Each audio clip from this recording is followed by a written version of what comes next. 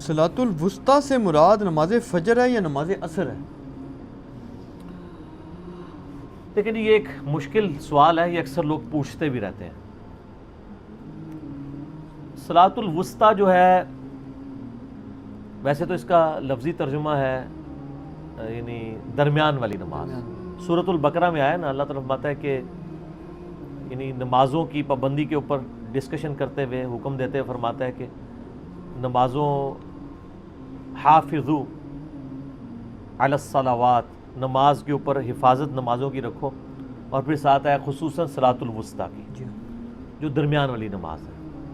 اب اس کے حوالے سے مختلف اقوال پائے جاتے ہیں، اور سارے کے سارے اقوال ہی صحیح سند کے ساتھ ہیں۔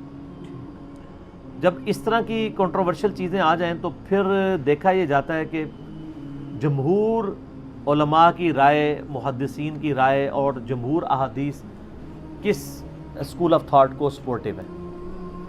آپ اگر مشکات المصابیح کی پہلی جلد کھول کے نا نماز کی فضیلت والا چیپٹر نکالیں نا، تو آپ کو ابو داؤد، ترمذی کے حوالے سے ملے گا۔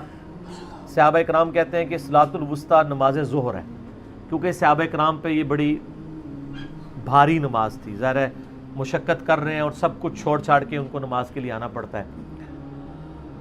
اور اسی طریقے سے الموطا امام مالک میں آپ کو آثار ملیں گے کہ صلاۃ الوسطیٰ فجر کی نماز ہے، صحیح سند کے ساتھ ملتے ہیں، اور کتابوں میں بھی،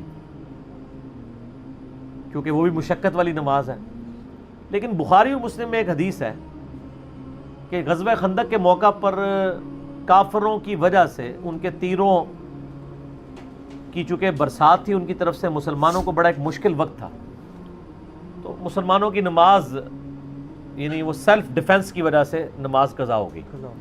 تو بخاری مسلم کے الفاظ ہیں، نبی علیہ السلام نے فرمایا اللہ تعالیٰ ان کافروں کے گھروں کو آگ سے بھر دے جنہوں نے ہماری صلاۃ الوسطیٰ عصر کی نماز چھڑوا دی۔ اس میں نبی علیہ السلام نے عصر کے لفظ بھی استعمال کیا۔ تو سب سے زیادہ مضبوط مرفوع حدیث اسی کو سپورٹیو ہے کہ عصر کی نماز ہی صلاۃ الوسطیٰ ہے، اور اس کی وجہ یہ بھی ہے کہ کاروباری بندوں کے لیے عصر کی نماز بڑی بھاری پڑ جاتی ہے۔ ظہر کے وقت تو ویسے ہی وہ تھکے ہوئے ہوتے ہیں، پھر بھی تھوڑا سا ٹائم نکال لیتے ہیں کھانے کے بہانے، کلولے کے بہانے، لیکن عصر کے وقت وہ پیک ٹائم ہوتا ہے ان کا، آج بھی ایون، تو مشکل ہو جاتا ہے۔ ویسے بھی جو دن کا آغاز اگرچہ اسلام میں تو تاریخ کا آغاز تو مغرب سے ہوتا ہے، لیکن دن کا آغاز تو صبح سے ہی ہوتا ہے نا۔ تو پہلی نماز اگر دن میں دیکھی جائے تو پہلی فجر ہے، دوسری ظہر ہے، اور تیسری جو ہے وہ عصر درمیان کی نماز ہے، اور مغرب اور عشاء اس طرف ہے۔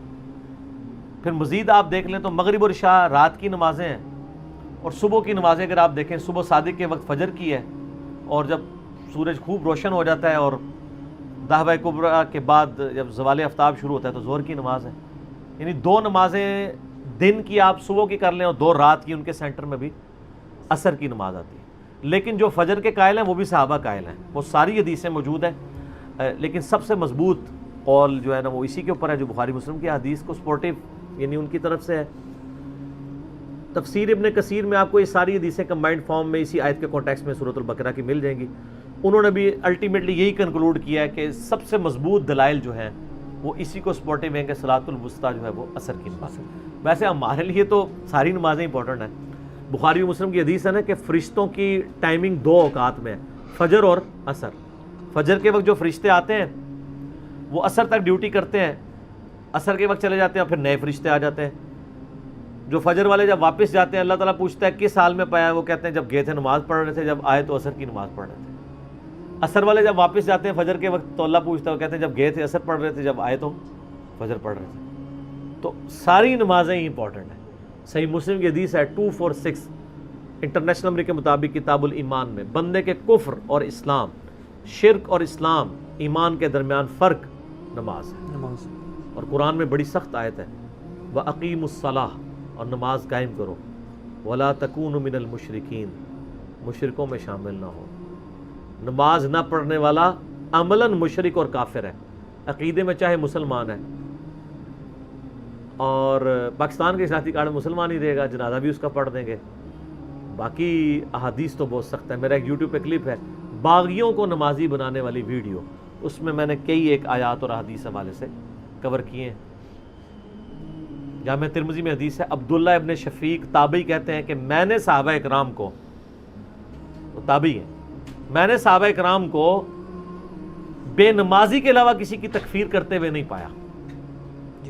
یعنی ایون صحابہ نے خوارج کی تکفیر بھی نہیں کی, لیکن بے نمازی کی تکفیر کی ہے. جو نماز نہیں پڑھتا مسلمان ہی نہیں. اور بات بھی حقیقت ہے کہ اتنا بڑا فرض اس کو آپ چھوڑ دیں جو کفر و اسلام کے درمیان فرق ہے, تو ظاہر ہے پھر آپ لاکھ اپنے آپ کو مسلمان کہلاتے رہے, اپنے آپ کو دھوکہ دیں گے. عملاً تو آپ کافر ہیں, ٹھیک ہے عقیدے میں چونکہ اللہ رسول آخرت کو مانتے ہیں ہم تو آپ کی تکفیر نہیں کریں گے, عملاً آپ کافر ہیں. اور اسی طریقے سے کئی مسلمان پکے پریکٹسنگ عملاً منافق ہیں, عقیدے میں منافق نہیں. ظاہر ہے عقیدے والے منافق تو انہوں نے اوپر سے اسلام کا لبادہ, اندر سے وہ کافر ہوتے تھے.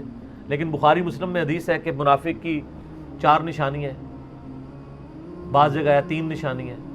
بات کرے گا تو یعنی وہ جھوٹ بولے گا, اور امانت میں خیانت کرے گا, اور جب جھگڑا ہوگا تو گالی گلوچ پہ اتر آئے گا.